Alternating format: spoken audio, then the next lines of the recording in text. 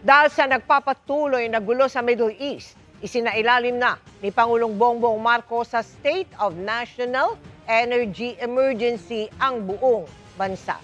Sa ilalim ng nilagdaang Executive Order No. 110 ng Pangulo, itatatag ang Unified Package for Livelihoods, Industry, Food and Transport o UPLIFT.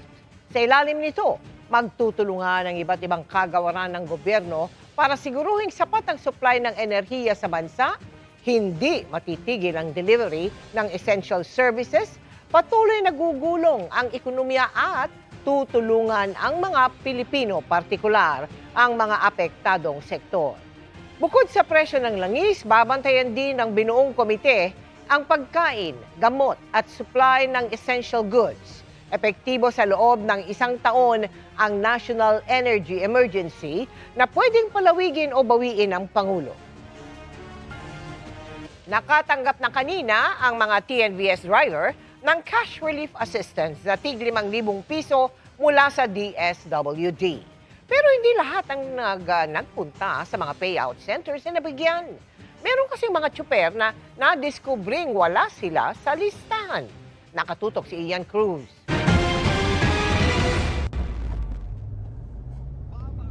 Nagsimula ng bigyan ng cash relief assistance ang mga driver ng Transport Network Vehicle Service o TNVS.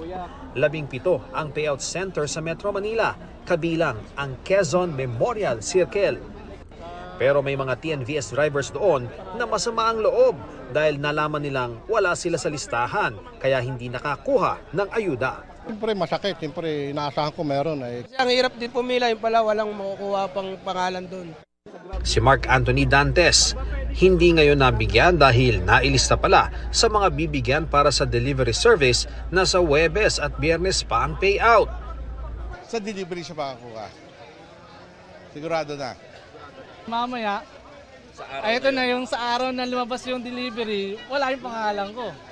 Ang ibang wala sa kahit anong listahan, tiniyak na mabibigyan dahil ipinapaayos na umano ang mga ito sa mga transport network companies kay active man o hindi. Hindi naman ho to ang una at huling araw ng payout. Katulad na nangyari sa tricycle drivers last week, pwede tayo mag-schedule ng special payout day. Hiwalay pa sa ayuda ng DSWD ang fuel subsidy naman ng Department of Transportation. Pinangunahan mismo ni Pangulong Bongbong Marcos ang pamamahagi niyan sa halos 30 operator ng bus sa Parañaque Integrated Terminal Exchange. Pero hindi lamang dito sa Metro Manila, pero all over the country na ito. We are now providing 10,000 subsidy for each bus unit. Malaking tulong po ito sa pang-araw-araw po namin na operasyon, pambili ng krudo, mga spare parts, pangsahod ng mga tao, at iba pa. Kahit papano, may pantakip kami ng pambili ng diesel. Ang mahal na ng diesel natin ngayon. May hiwalay namang 5,000 pesos para sa mga tsuper.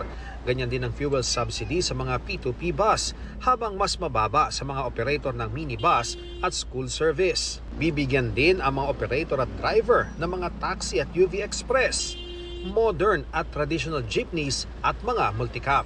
May fuel subsidy rin ang TNVS operator o driver na hiwalay pa sa natanggap nilang ayuda ng DSWD. Gayon din ang mga tricycle at delivery service drivers na wala pang inaanunsyong halaga at mabibigyan matapos ang Semana Santa. Dahil kailangan pagkasyahin ang 2.5 bilyong pisong pondo, ay may mga tsuper na mas maliit ang subsidy ayon sa Transportation Department.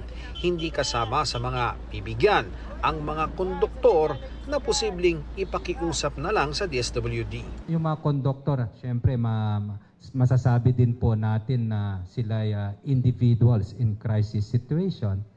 Maglalambing po tayo kay Secretary Rex. Konti lang naman to yata, sir. Of course, pag in-endorse nila and they are in crisis, agad-agad natutulong ang departamento. Para sa GMA Integrated News, Ian Cruz, nakatutok, 24 oras. Sa gitna ng pangambang kapusin ng supply ng langis, inilahad ng Energy Department na may parating pang 1 milyong litrong petrolyo ngayong linggo. Hanggang kailan ito aabot? Nasa pagtutok po yan ni Joseph Moro. Tuwing madaling araw ng Martes nitong nakaraang 3 linggo, pila ang mga nagpapakarga sa mga gas station, makatipid man lamang kahit konti bago ang panibagong mega oil price hike. Ang jeepney driver na si Erenio, 3 litro na lamang ang naikarga niya sa lampas 300 pisong dala niya. Lalong mahirap ngayon, hindi naman naragdagan ng pamasahe. Kahit piso, wala, hindi natuloy. Bukod sa taas ng presyo, isa ring alalahanin ang supply. Inilahad ngayon ng Department of Energy paparating ngayong linggo ang dagdag na 1 milyong litro ng langis. 400,000 na litro galing sa isang bansa sa Southeast Asia at 600,000 liters galing sa labas ng Southeast Asia. Dagdag ito sa kasalukuyang supply na 45 araw. At patuloy raw ang pakikipag-ugnayan ng Pilipinas sa South Korea, India, Japan at maging sa China para tuloy-tuloy ang supply ng langis. We have been assured these countries on the consistency of their supply. That is given that the situation is, we have to understand also their situation.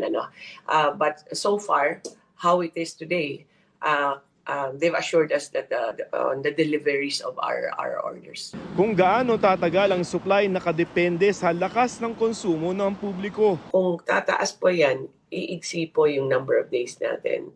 Kung steady lang siya, 45 days yan. So we make sure that our country can surpass this temporary crisis caused by the Middle East. Ang pinangangambahan ng mga eksperto, ang worst case scenario, eventually baka magka-problema rin tayo sa supply at kailangan ng mag-rationing. Kasi ang sinabi ng Department of Energy, ang supply natin ng langis is just between 45 to 60 days. 1973, oil crisis, nag-oil rationing ho ang Pilipinas. Kaya naman ang presidente ay bumuo ng oil crisis committee na kailangan na talagang i-convene. ang iniiwasan ng Department of Energy at ng gobyerno ay ma-zero ang supply natin ng langis sa kalagitnaan ng Mayo, bagay na hindi naman daw nila inaasahang mangyayari.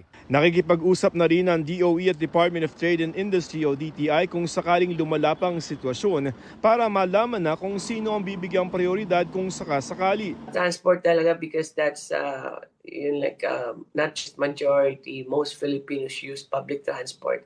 And we have to make sure that that's running, whether it's sea, air, or land transportation. Para sa GMA Integrated News, Joseph Morong, nakatutok 24 oras. Sa loob lang ng isang araw na transmit na sa tanggapan ng Pangulo ang panukalang magbibigay kay Pangulong Bongbong Marcos ng emergency powers para suspindihin o bawasan ang excise tax sa langis. Kanina nilagdaan ni House Speaker Faustino Bogie D ang panukala at kaagad ipinadala sa Senado. Ayon kay Speaker D, patuloy na tututukan ng Kamara ang mga nangyayari sa Middle East. Makalipas ang ilang oras, sinabi ni Senate President Tito Soto na naitransmit na nila ang panukala sa Office of the President. Sa ngayon, pirma na lang ng Pangulo ang kailangan para maisabatas ito. Hanggang 10 piso kada litro ng gasolina at 6 na piso sa kada litro ng diesel ang maaring matapyas kapag sinuspinde ang excise tax.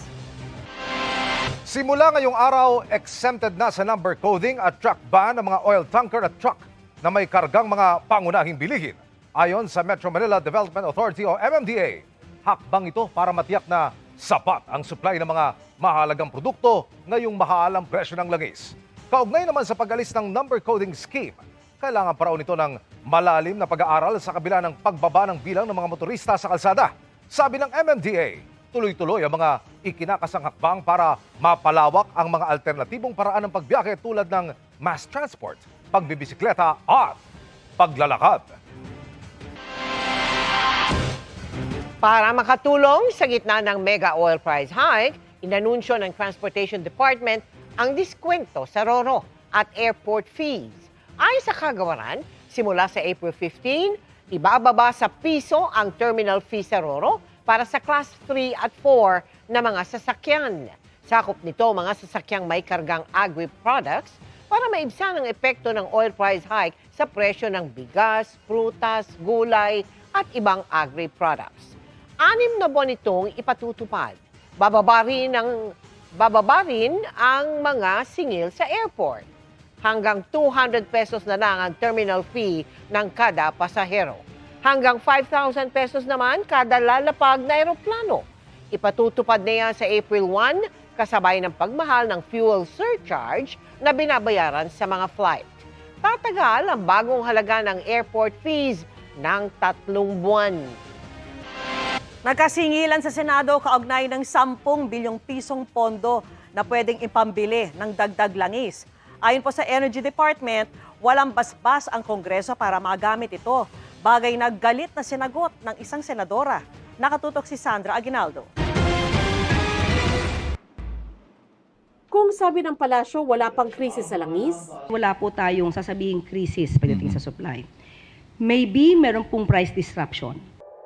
krisis na ang tawag ng ilang senador sa epekto sa bansa ng giyera sa gitnang silangan at ng patuloy na pagtaas ng presyo ng petrolyo. Dapat aminin na ng Malacanang gaano ba talaga kabigat ang sitwasyon. At ano na ba ang eksaktong plano ng gobyerno? Panahon nang magdeklara ng state of national emergency. At marami po sa amin ganun din ang pakiramdam. Kailangan ng pamahalaan ng mas malawak na kapangyarihan upang agad-agad na matugunan ang krisis na ito. Sa pagdinig ng Senate Committee on Proactive Response and Oversight for Timely and Effective Crisis Strategy o PROTECT, tinanong ni Senadora Loren Legarda ang ibang miyembro ng gabinete kung sang-ayon silang may krisis pero walang tumugot. I could hear a pin drop. We must first admit that there is a crisis for us, for all of us, to act with urgency. And we must admit that it can't be the usual way things are. Wag na tayo lost in translation or nagmamaang-maangan na may krisis until we define it as a crisis. We will not act in record time to save our people. Lumabas din na hanggang 10 billion pesos ang pondo ng Philippine National Oil Company na pwedeng pambili ng dagdag na langis. Pero hindi pa magamit dahil kailangan ng basbas ng Kongreso. We want to activate yung funds ng GOCC natin to be able to address yung inventory natin in country to keep it at a healthy level.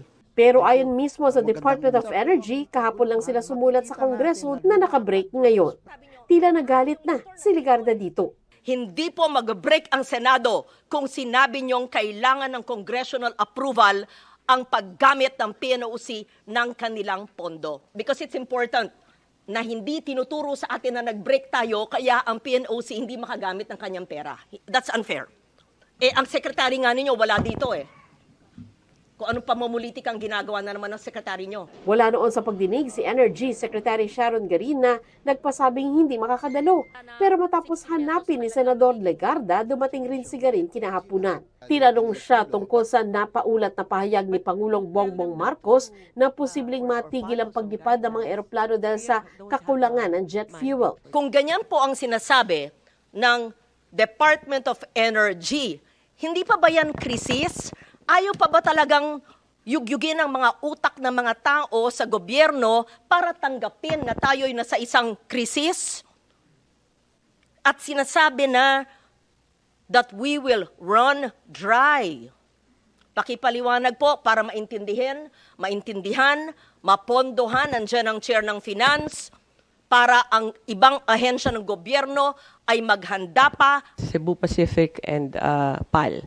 They have a combination of suppliers, Petron, and also they import it on their own.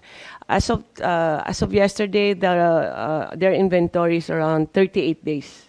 38 days, and they have confirmed. We asked them if they want us to help them procure additional fuel for the next month, meaning on May.